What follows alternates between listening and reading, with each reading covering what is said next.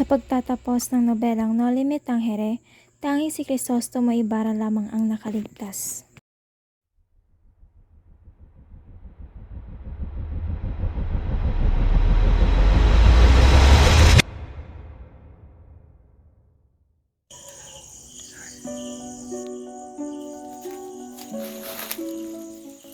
Hindi kita inaasahang makita dito, Basilio.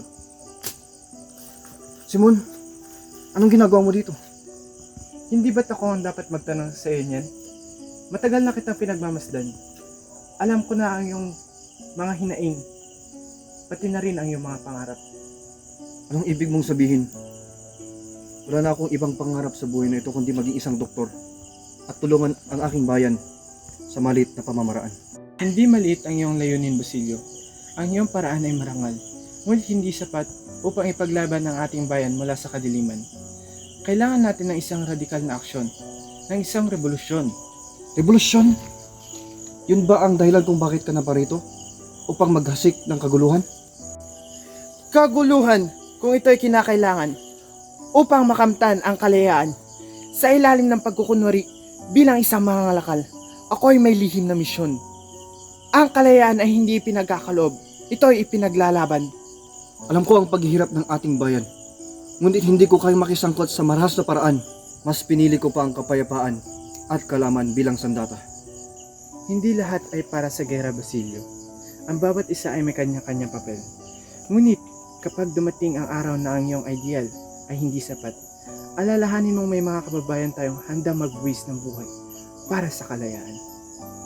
Hindi ko alam, Simon. Pero lahat ng ito ay napakahirap. Pero salamat sa iyong babala at paalala. Huwag kang magmadali, Basilio. Ang panahon ang magsasabi sa iyo kung ano ang nararapat mong gawin. Ngunit tandaan mo, ang bayang walang kalayaan ay walang kaluluwa.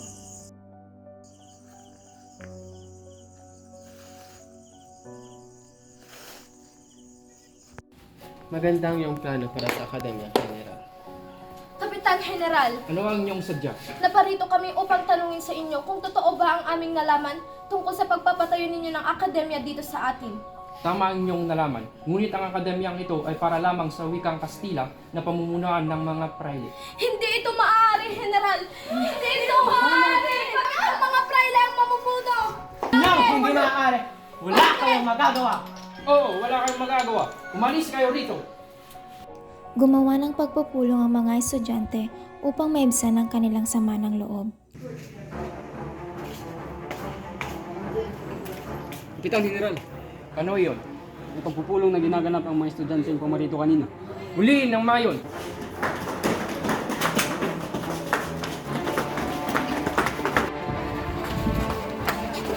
Itigil niyo yan! Ang mga Kastila! Dakpin sila!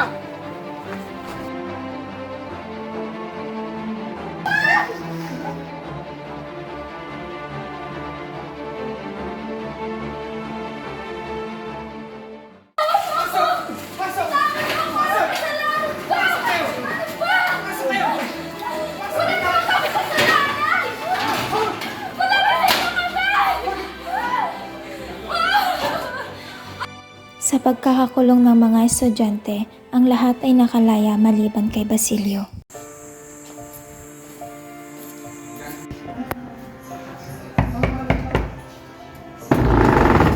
Magandang umaga, Padre. Ano yung layunin? Tia? No.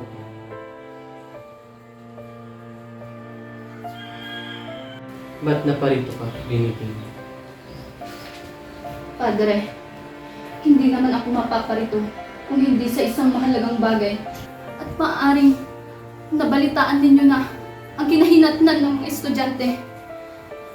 At magpahanggang sa ngayon, si Basilio ang iniirog ko ay tuluyan nagdurusa sa pagkakabilanggo. Iyong liwanagan, Binibin. Padre, ako'y may pangarap kasama siya. Di may pagkakila. Lubos mo nga siyang minamatay. Ngunit, huli, hindi basta-basta ang iyong kagustuhan. Hindi na po, Padre, sa ganitong paraan!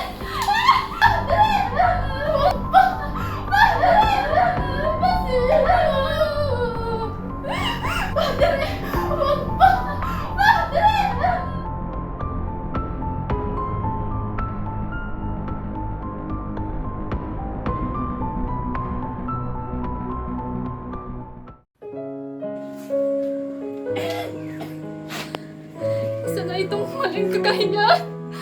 Napakarumi ko na. Basilio, patawarin mo ako. Ama ko, mahal sa akin.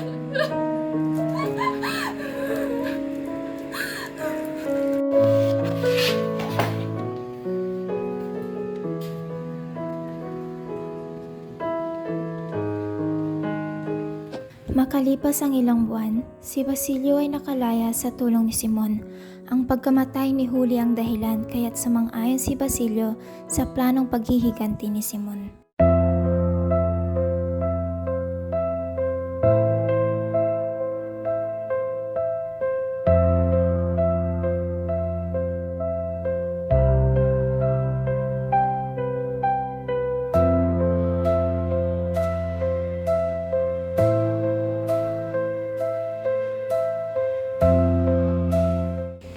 Ang naganap na kasal ay plano ni Simon upang maanyaya ang mga prale at mga opisyal.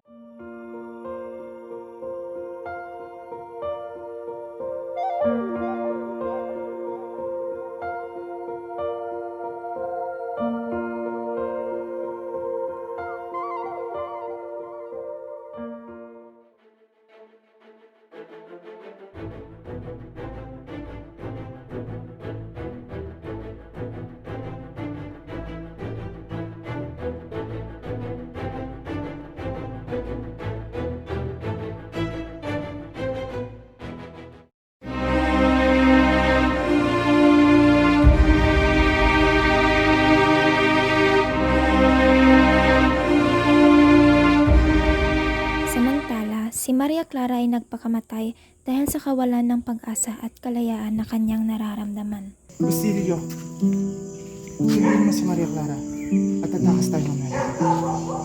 Si Maria Clara ay namatay kaninang umaga lamang. Anong sinabi mo? Hindi maaari. Pasensya na.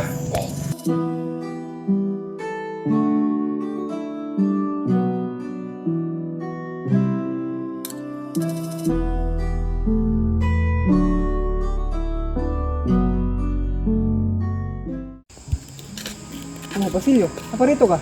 Ito na ang punto. Ito na ang pagtatapos ng mga pangangalipin at pangongontrol ng mga praile. Bakit?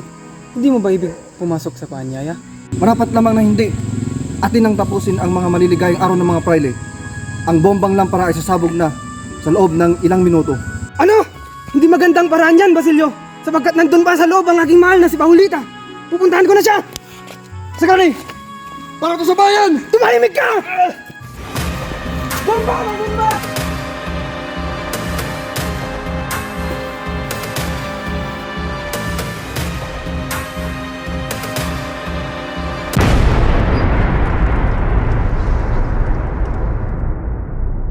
Dahil sa kagagawa ni Isagani ay natuklasan ng mga Kastila na ang planong pagpapasabog ay plano ni Simon.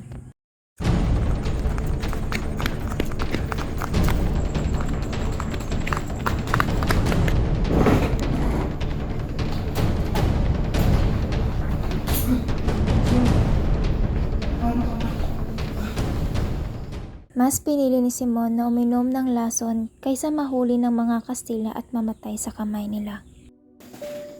May aminin ako sa iyo, Padre Florentino. Ako si Crisostomo Ibarra. Kaya ako nagagawa ang mga bagay na ito, Padre. Paghihiganti.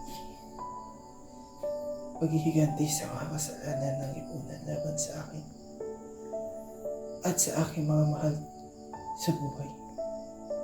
Ngunit ngayon, aking napagtanto ang kabutihan ng pagpapatawad at pagbabago.